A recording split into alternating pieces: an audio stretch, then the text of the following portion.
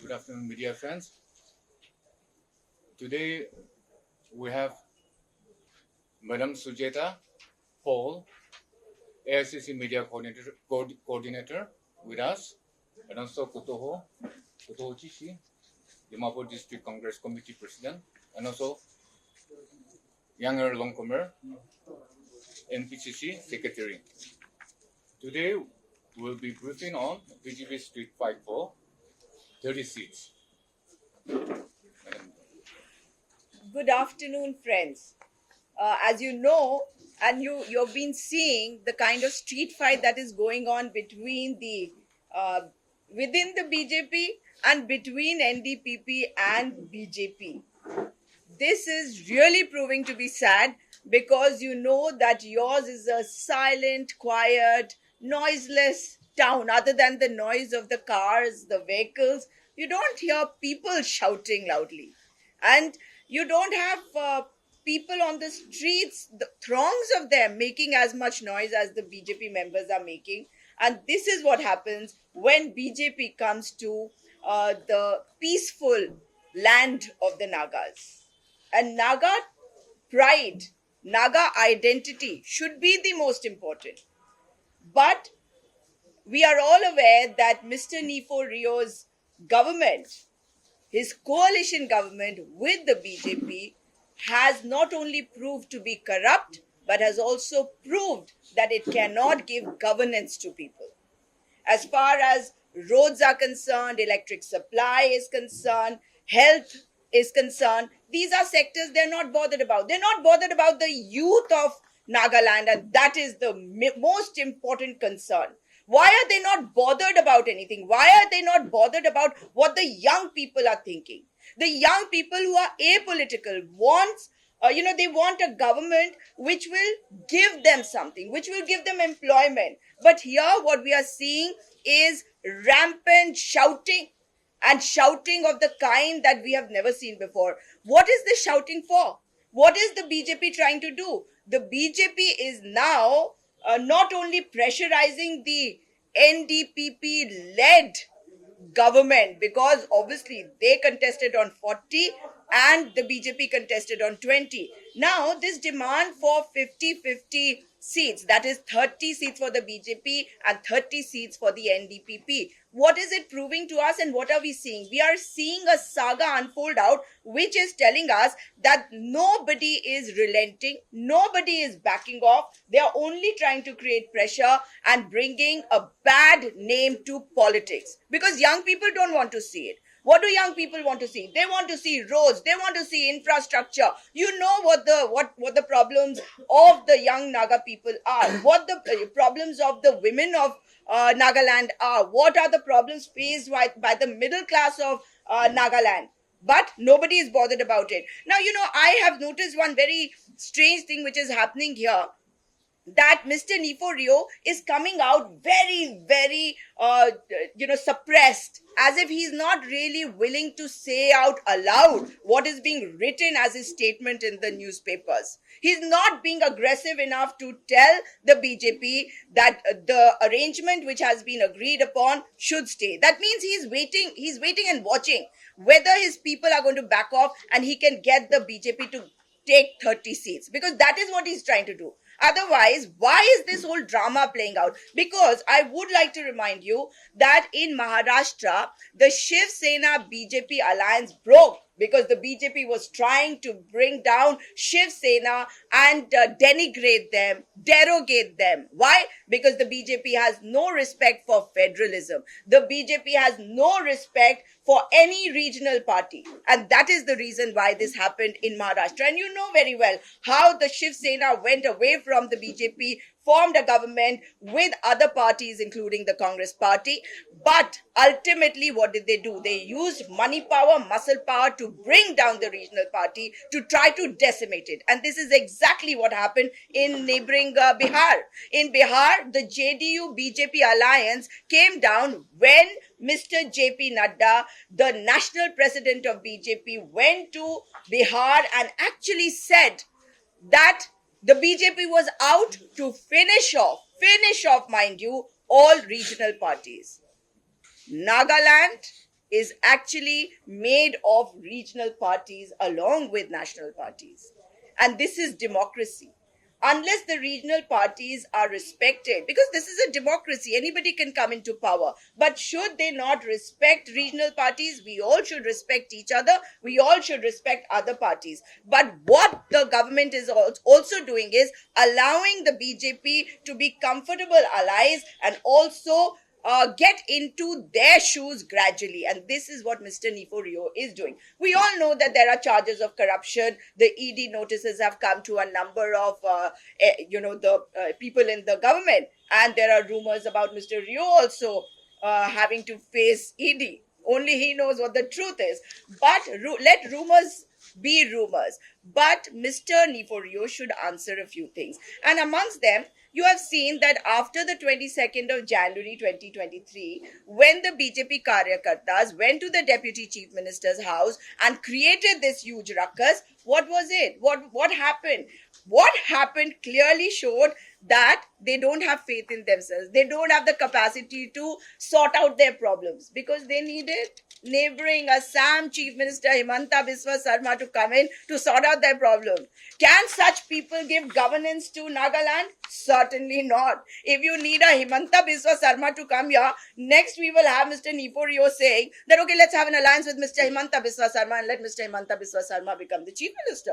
You never know the way things are going. Or does he want to be a dummy over here?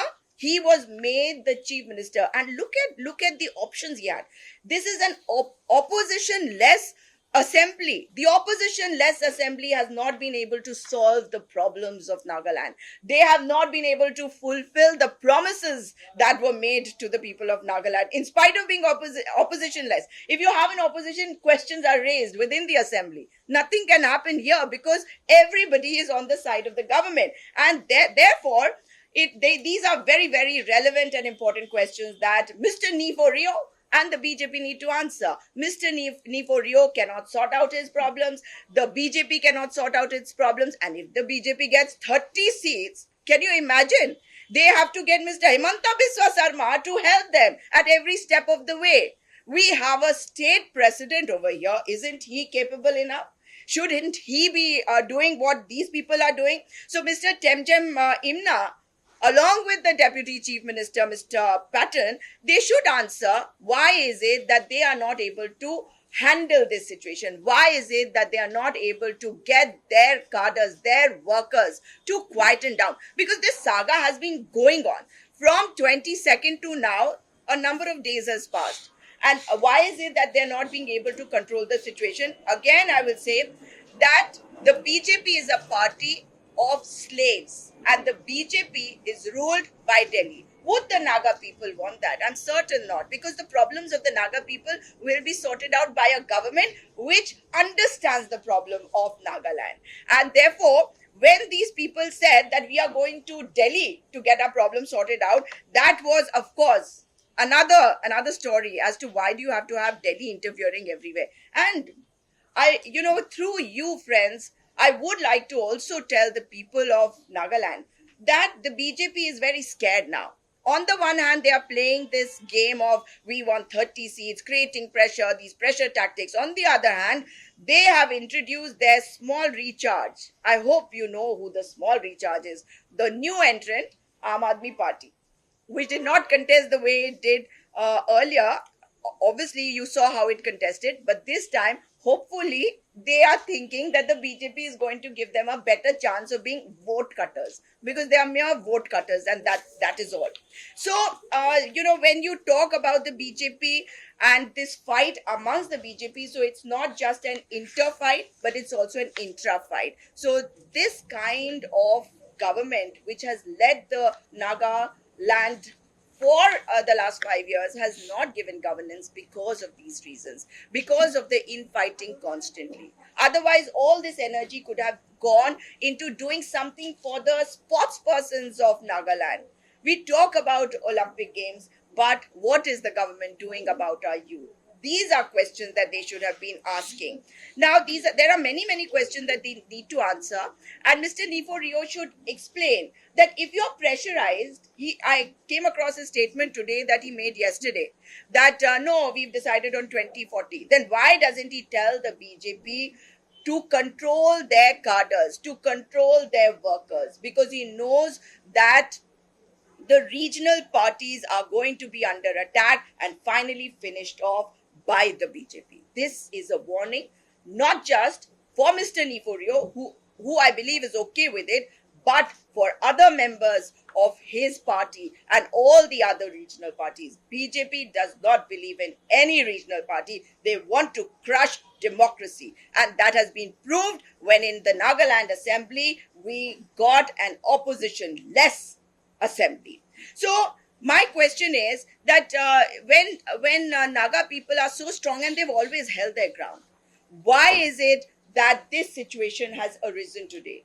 Why is it that the government is silent? Why is it that Mr. Nifo Rio is the only one who's speaking about it? Has he gagged the others? Why are the others in the NDPP not speaking about it?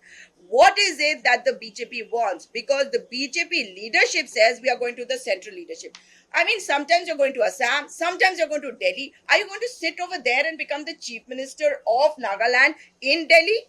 So these are questions that need to be answered, and we need to be very careful about it, because Nagaland definitely does not need this chaos and confusion at this time when we are going into elections. The government should actually come out with a white paper and tell us what they have done for people in these last 5 years, rather than show us this drama and this fighting. This street fight, I think, should stop. If there are any questions, we take them after this. But Mr. Vizoti, would you like to say something? Would you like to say something? I'm good. Just covered everything. Would you like to add? Okay, so if there are any questions, please do let me have your questions.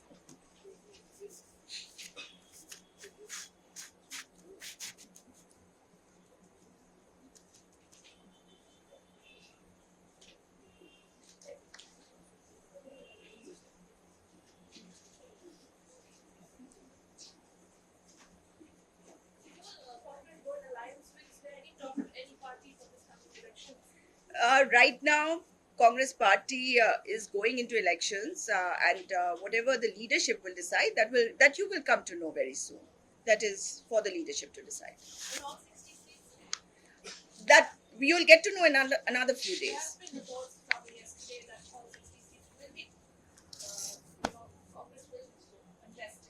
Congress is a national party, and I'm sure people want us to contest everywhere. Ma'am, do you trust in other political regional parties in Nagaland? I told you that we respect. It is because of the Congress party that there has been democracy in the country. It is because of the Congress party that there are so many parties. Haven't you heard the BJP saying we want a Congress Mukt Bharat? Have you ever heard us saying we want a BJP Mukt Bharat? We don't even want a... was also in power in Nagaland for a very long time. And what has the progress been? So do we need a better alliance or just the Congress? We respect everybody who has the same ideology as us, but we also respect other ideologies which might be slightly different, but definitely not the ideology of the RSS which the BJP has. Definitely not that. Ma'am, I have a question. I'm from Global Window News Channel. My question is very simple. 2018 election, Congress miserably failed to win a seat. So what are the corrective measures this time you are coming up with? As far as 2018 is concerned, it's all very well to say that the Congress party was decimated, was in fact, is nowhere to be seen. But, as far as that is concerned, this is a democracy, it happens. And there was a wave, and we all agree to that. So, what has happened earlier does not mean that we haven't made any changes. We have constantly been making changes. And as you can see, it is the central leadership that has sent me and other people here, because we want to support the PCC here. We are not here, we are only here in the capacity of assisting them. We are here because whatever help they need, the central leadership is doing it. I think that is one measure that has been taken, which would be different from earlier. With the high speculations that Congress and the NPF may come in alliance, Congress as a party, do you feel that, will there be any alliance with the NP post-poll or people? Again, I would say that that is for the leadership to decide, and you will come to know that very soon. But we respect everybody, and we always respect regional parties. See, they might not come into an alliance with us. They might, even right now, I've mentioned to you that we respect the alliance. Even if they've gone with the BJP, does not mean that we don't respect them. That respect factor should always be there, because that is how democracy runs. So whether the alliance happens or not, that you will come to know very soon, and that the leadership is for the leadership to decide, not for me. Ma'am, since the 2018 election, it seems the people of Nagaland has favored the NDPP and BJP more than Congress, and the setback was without winning any seats by the Congress. So, in that regard, my repeated question is, what changes the Congress is assuring this side? See, as far as Congress is concerned, you have seen that the present government has only given corruption, and it's all around that has there been any improvement in the roads? Have you got employment? But that fear factor, the BJP always works on fear factor. So we don't want people to be scared. We don't want this fear factor or this hatred to be there in Nagaland. So that is why what we want is that we should work together for the people of Nagaland. Another very important thing is, that this is there in the minds of the people all the time, that unless you ally with who is at the center, you will not be getting funds. So let me make that very clear, and through friends of the media, I would also like to tell the people that even when UPA government was there and here in Nagaland, we did not have a Congress government or any Congress alliance.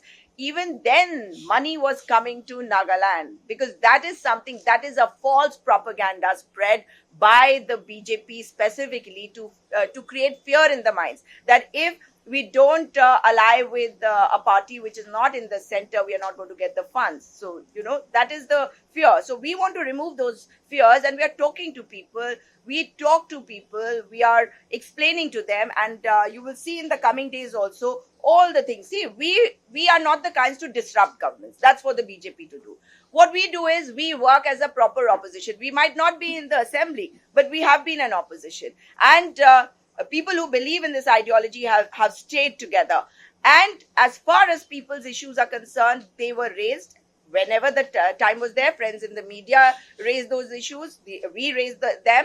And now we are going to make sure that people become aware of all that has happened. And we will kind of reinforce that, so that people remember that we had spoken about, for example, the stadium, or issues of the footballers, or issues of our artisans, or, various other problems that we are facing. You have a road which is being built, and then you have patches and patches of, ill-constructed roads or not constructed roads. So those are things that people need to understand, and the fear factor has to go. I think it is the main fear factor has always been that BJP is in the center, and if we don't ally with them, then we don't get funds.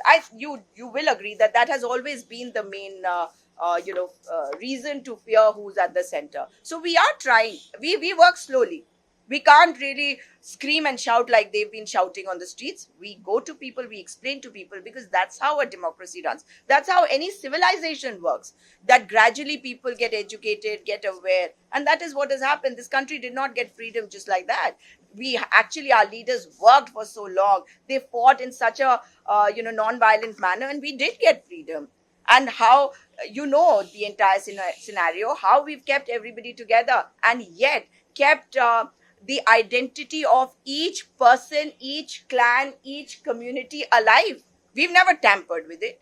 We won't say that, get the saffron. You've seen the city plastered with saffron. You see your BJP leaders, a number of them start wearing saffron. For what? We don't force anybody to do things like that, because we respect the people of this country. We respect each person's identity, religion, community, everything.